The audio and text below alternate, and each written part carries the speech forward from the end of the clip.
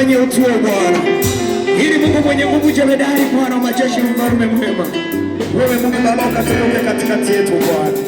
Asante kwa neema hii mfalme mwema. Baba, ninaamini yuko Roho Mtakatifu ambaye Bwana uliniahidi kanisa lako ataenda Mungu Baba kutuhudumia, ataenda kutusaidia Bwana.